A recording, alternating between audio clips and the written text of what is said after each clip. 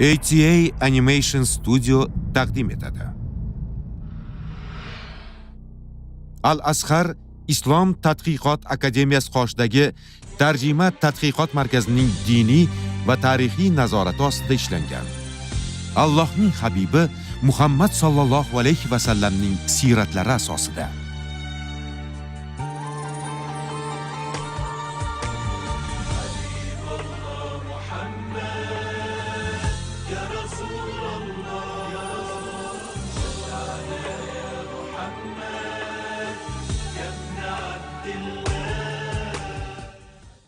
Allohning habibi Muhammad.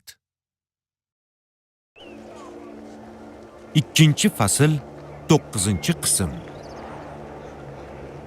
Allohga hamdu sano bo'lsin. Payg'ambarlarning eng sharaflisi va eng so'nggisi bo'lgan zotga salovat, salomlar yog'ilsin.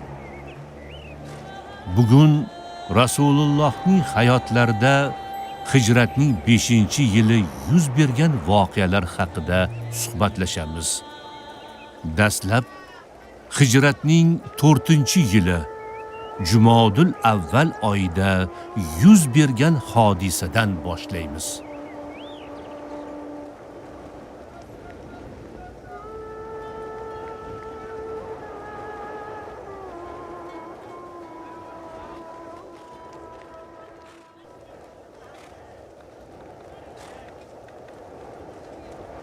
Eshitishimcha, Abu Sufyon Muhammad bilan jang qilgani qo'shin to'playotgan ekan.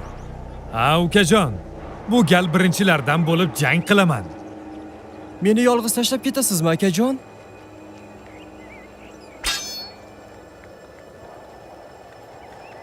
Qo'rqma ukajon. Muhammadning ustidan g'alaba qozonib qaytib kelaman.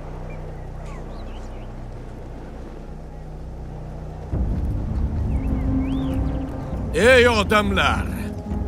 Badrda bizga Muhammad ayovsiz jang qilamiz deb tahdid qilgan edi. O'sha kun yaqinlashmoqda. Shunday ekan, jangga hozirlaning. Shu yil Muhammad va uning izdoshlari hayotiga nuqta qo'yamiz. Tayyorgarlik ko'ravering. G'alabaga! G'alabaga!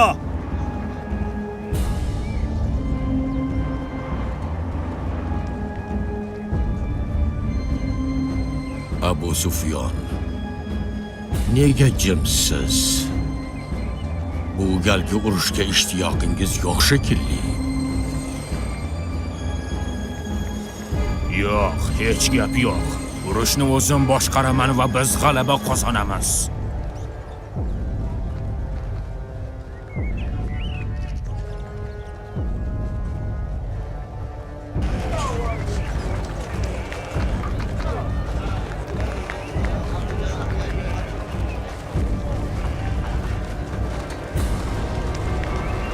Makkadagi xabarlarga qaraganda, mushriklar biz bilan yana bir bor jang qilgani, Badrga otlanmoqchi ekan. Rasululloh xufton namozidan keyin musulmonlarga xutba qiladilar. Qani eshitaylik, nima derkanlar?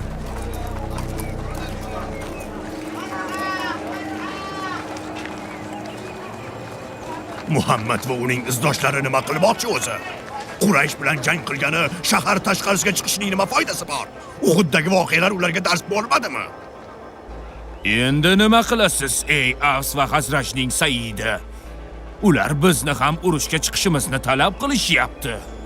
Bizga aloqasi yo'q jangga kirmaymiz. Lekin bu safar boshqacha yo'l tutamiz. Musulmonlarning himmatini pasaytirib, urushga bo'lgan rag'batini so'ndirishimiz kerak. Avval kutib turaylikchi, Muhammad nima deydi? Ana undan keyin ishga kirishamiz.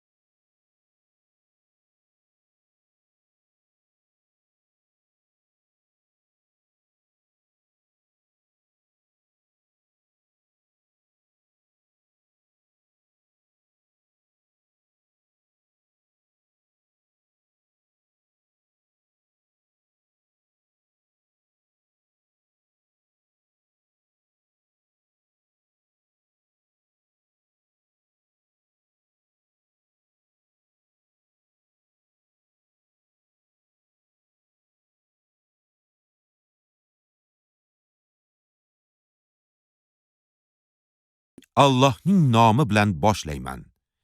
Shunday qilib, qilgan kasblariga binoan zolimlarni bir-birlariga do'st qilurmiz. Ey jin va ins jamoalari, sizlarga o'zingizdan bo'lgan payg'ambarlar kelib, oyatlarimni sizga aytib bermadilarmi? Sizlarni ushbu kuningizga duchor bo'lishingiz haqida ogohlantirmadilarmi der. Ular o'zimizga qarshi guvohlik berdik derlar. Ular hayotini dunyo g'ururiga ketkazdi va o'zlariga qarshi kofir bo'lganlarni aytib guvohlik berdilar. An'om surasi 129-130 oyatlar.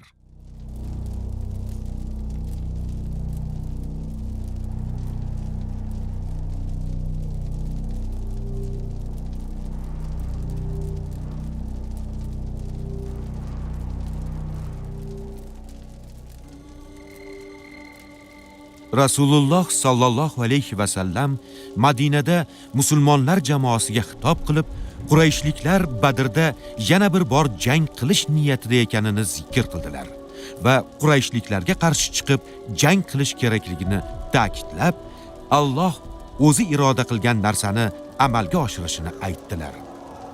Lekin ey Muhammad, bu urushning hech keragi yo'q. Qurayshliklar Makkada, siz esa bu yerdasiz. Badrda yana bir bor jang qilishning nima keragi bor? Ularni tinch qo'yib, shu yerda o'tiraveraylik. Quraysh bilan yana jang qilishga toqatimiz yo'q. Bunga hojat ham yo'q. Rasululloh sallallohu alayhi va sallam atrofdagi gap so'zlarga uzul-kesil nuqta qo'ydilar. Qurayshliklar bilan jang qilgani Badrga 1,5 ming jangchi bilan borishni ta'kidladilar. Madinaga Abdulloh ibn Ubay ibn Salulning o'g'li Abdullohni o'rinbosar etib tayinladilar. Ey Muhammad, men turib, o'g'limni o'rinbosar qilib tanladingizmi?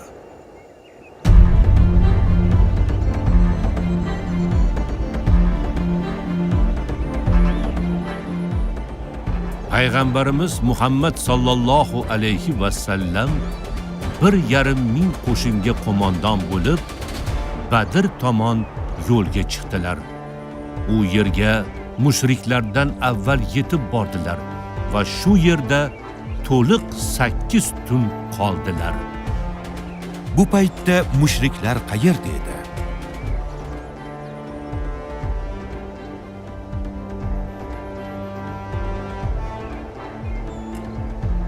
Abu Sufyon, tushunmayapman. Nega jimsiz? Hech narsa demaysiz. O'zingizga o'xshamayapsiz. Ey Abu Sufyon, ushbu jang fikri sizga ma'qul kelmadi shekilli. Yo'q, unday emas. Lekin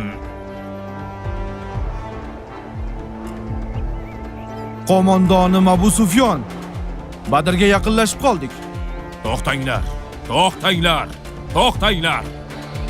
Nima gap Abu Sufyon? Ey odamlar, menga yaxshilab quloq soling. Bu yil qurg'oqchilik yili bo'ldi. O'zimiz ham holdan toydik. Men ortga qaytmoqchiman. Siz ham ortingizga qayting. Ortga. Nimalar deyapsiz ey Abu Sufyon? Nimalar deyapsiz? Ey Abu Sufyon, aqldan ozdingizmi? Men qaytyapman. Istasangiz o'zlaring urushinglar.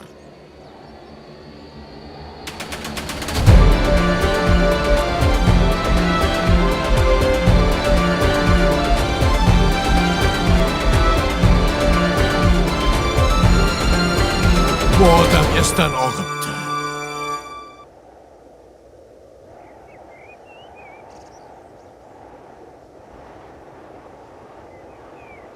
Qanday sharmandalik! Utbaning qizi va Qurayshning sayyidi bo'lgan odamning xotini Hindga nechog'lik uyat! O'chir ovozingni. Aks holda kallangni uzib tashlayman. Ayol kishining kallasini uzasiz-u, Muhammadga qarshi urushdan qochasizmi? Sizga nima bo'ldi ey Abu Sufyon? Ilgari hech bunday qilmas edingiz-ku. Nima bo'ldi?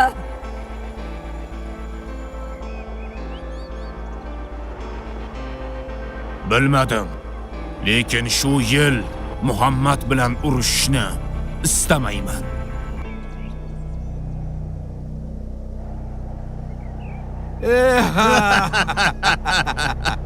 Abu Sufyonning qo'shini. Muhammadni o'zlaring bilan olib keldilaringmi? Ular ochiq havoda sharob ichgani chiqishgan shekilli. Muhammad shu darajada qo'rqitishini bilmas ekanman. Qurayshliklarga ham, ularning sayyidlariga ham uyat-e.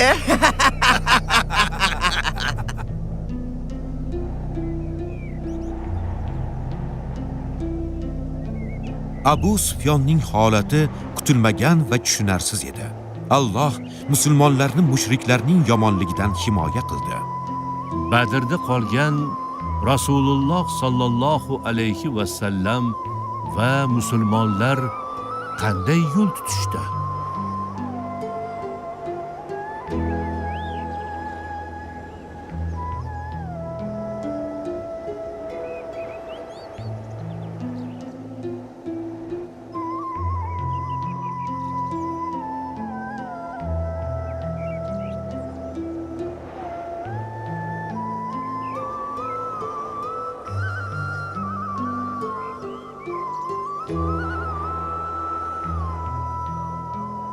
Ey Allohning rasuli, mushriklar Makka ga qaytib ketibdi.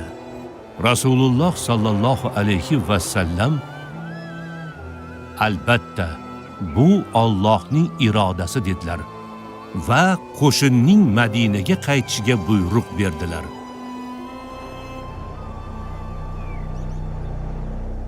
Eng yaxshi kiyim va gazlamalar shu yerda. Ust-bosh va matolarning eng yaxshisini shu yerdan olasiz. Mana bu kiyim necha pul? 5 dinor. Bu yil Davmatul Jandaldagi bozordan juda yaxshi matolar oldik. Karvonimizni safarga tayyorlashimiz kerak. Hali oldinda uzoq yo'l turibdi. Tashvishlanma Xoris. Hali kech tushgani yo'q. Yo'l ham bexavotir. Tezroq qaytsak yaxshi edi. O'zimiz istagan buyumlarni olib bo'ldik. Hamma tayyorgarlik ko'rsin. Karvon ortga qaytadi.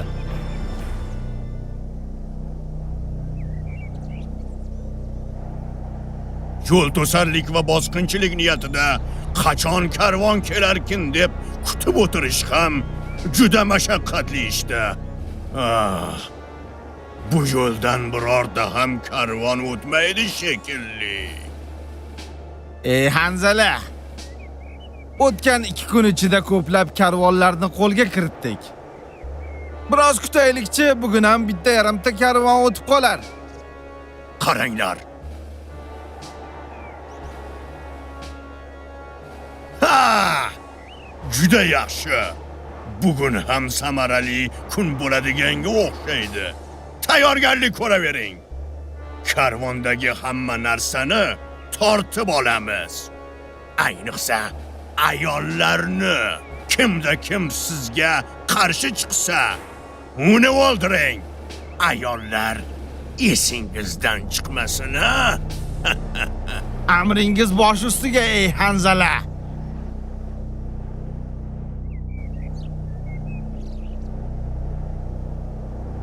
Quyoshli kun bo'ldi. Uyimizga barvaqt yetib olamiz shekilli. Aytgandim-ku senga yo'l tinch va bexavotir deb.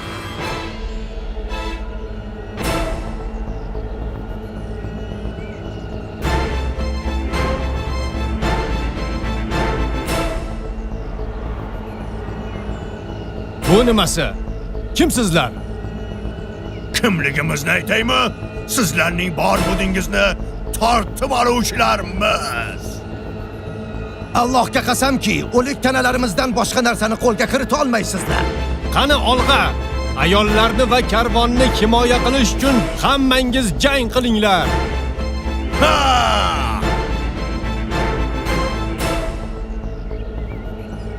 Davmatul Jandal Madinadan 600 kilometr uzoqlikda joylashgan. karvonlarga hujum qiladiganlar Quzoa qabilasi bo'lib, bu qabila Asad va G'atafon qabilalariga yaqin joylashgan edi. Bu qabilalar esa Rum va uning podshohi Qaysarga sodiq bo'lgan G'assoniylar bilan qo'shni edi.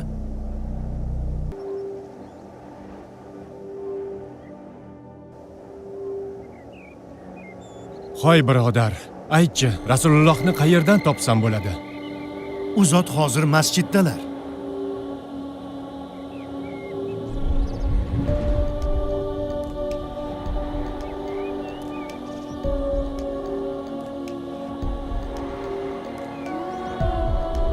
Ana shunday bo'ldi, ey Allohning rasuli. Ular Davmatul Jandalda karvonlarni talon-taroj qilib, savdoni kasodga uchratishmoqda. U yerda bosqinchilik va zo'ravonlikni avj oldirishyapti. Rasululloh kelgan odamni tinchlantirdilar va unga tez orada buning biror chorasini ko'rishlarini aytdilar. Shuning uchun Rasululloh sallallohu alayhi va sallam mingta qo'shin bilan Davmatul Jandalga borib, u yerdagi zo'ravonliklarga chek qo'yishga qaror qildilar. Payg'ambarimiz sallallohu alayhi va sallam bu bilan islom dini va musulmonlarning obro'sini himoya qilish va ulardan yordam so'rab kelgan kishiga yordam qo'lini cho'zishni iroda qilgan edilar.